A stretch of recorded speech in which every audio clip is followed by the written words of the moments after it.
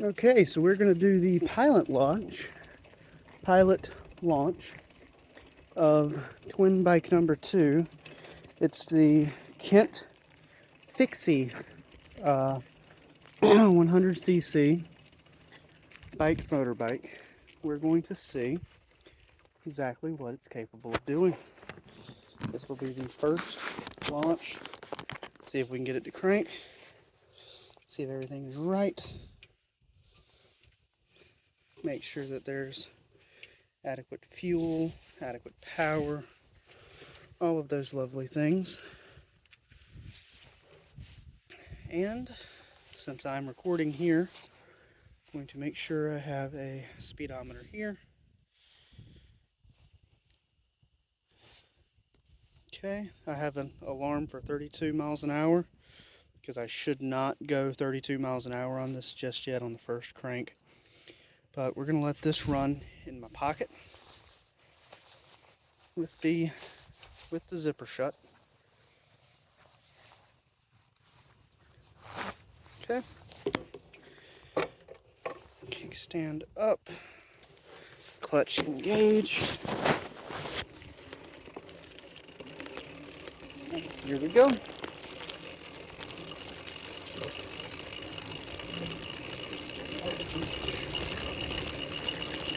Throttling it a couple of times. Got the choke on. Drop the clutch.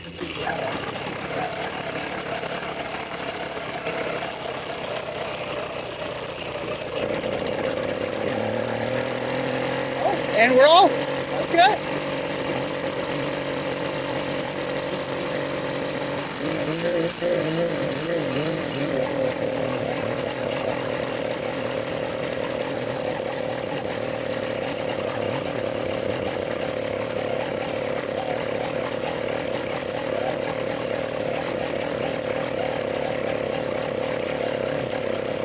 Never mind. We're not. I'm pedaling.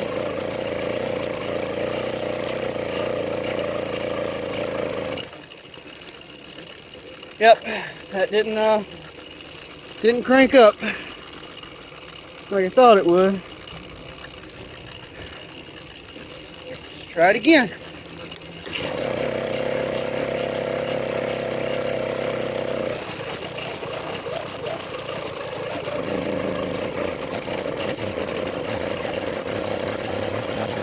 There we go.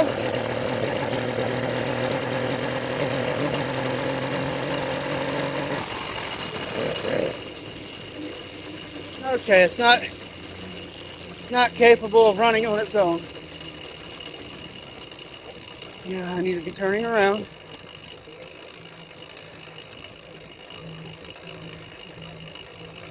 Got traffic. Okay. This is why you let me install the bike motor and get it running for you. Okay. Up to speed.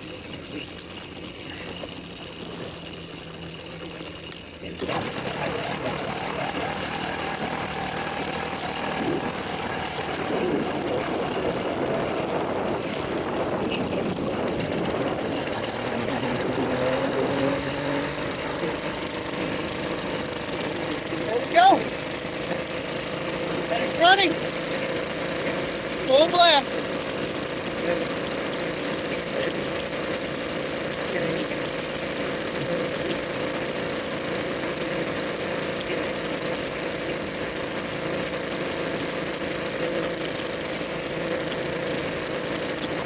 Only thing is, I'm holding it at full throttle and I've got it choked. I need to adjust something for it to be running.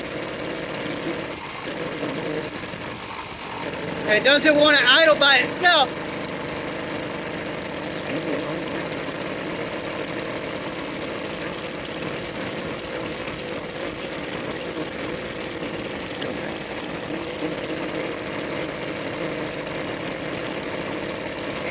That's not good.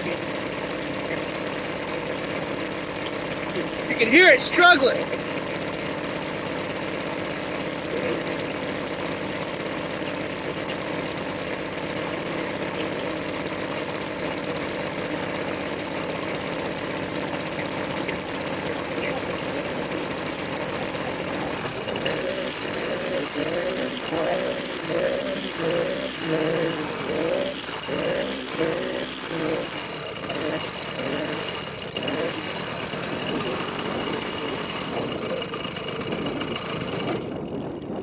Oh boy.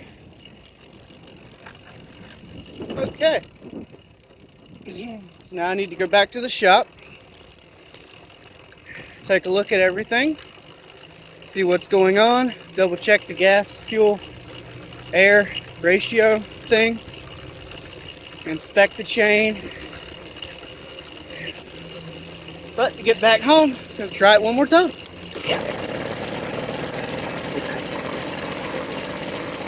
I'm pedaling, by the way. There we go.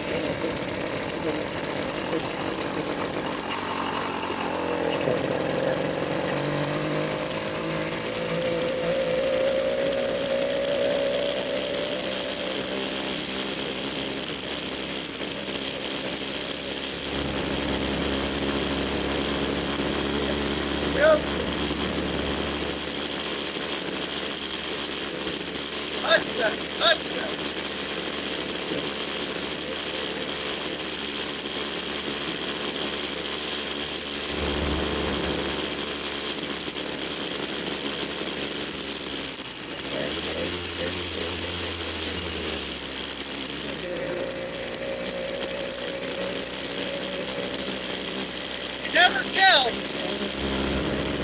You never tell sitting on the bike what's wrong with it.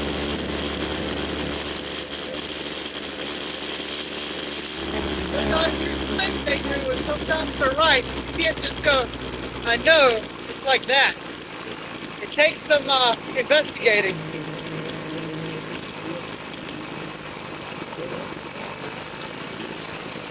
It idles by itself now, which is good. That's a very good thing. But it shouldn't take that long to warm up. So I'm going to make sure it doesn't. That's my job. If it doesn't take that long to warm up, it won't give you a hard time while you're driving.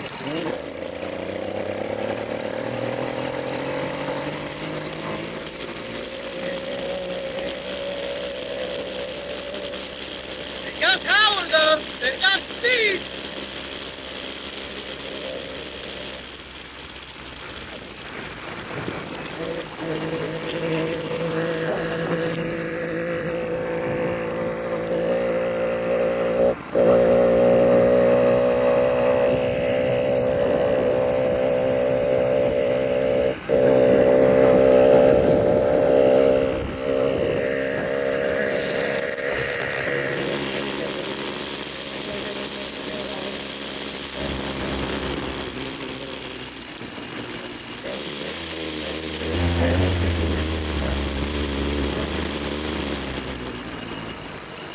Of course, you can put it in neutral. You can settle.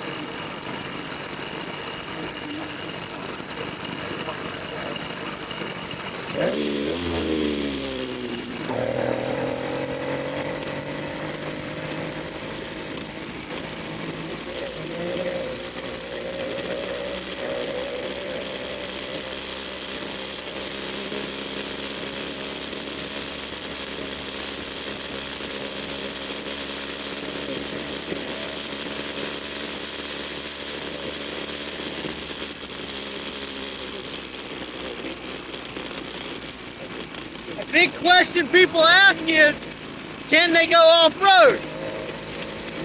I'm gonna answer that right now.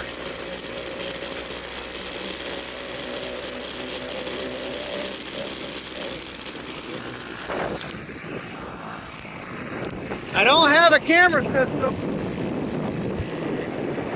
This is just to show you that they can.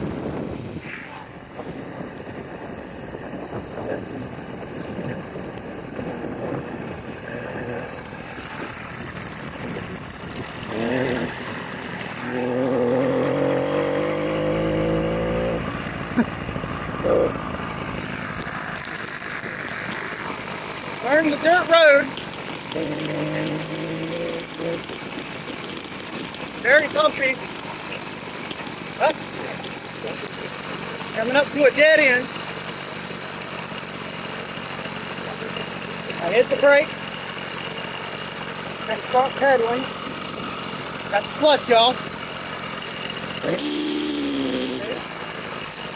Yeah, turn around on the dirt road, drop the clutch, hit the gas.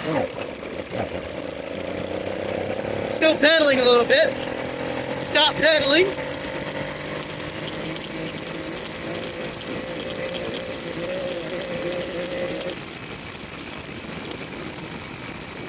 Going back on the main road, want to hit your brake a little bit, slow yourself down. Make sure it's safe. And back on the main road. That's how we do it.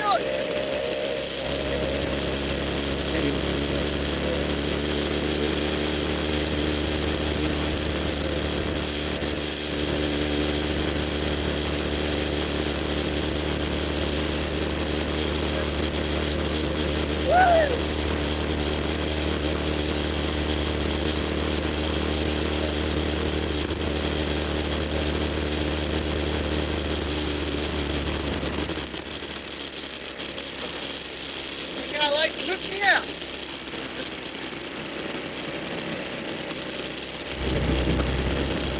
Gotta be careful with other drivers.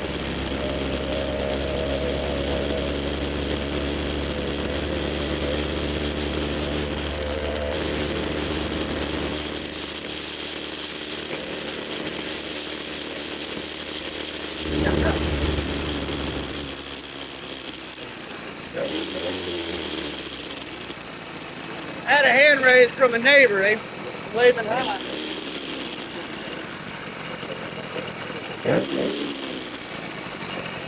Alright, so I shut off the fuel tank.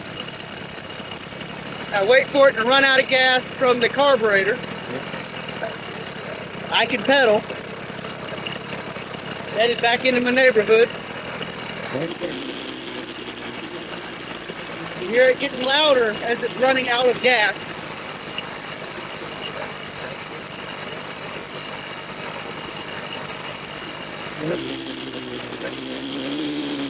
Me throttling it.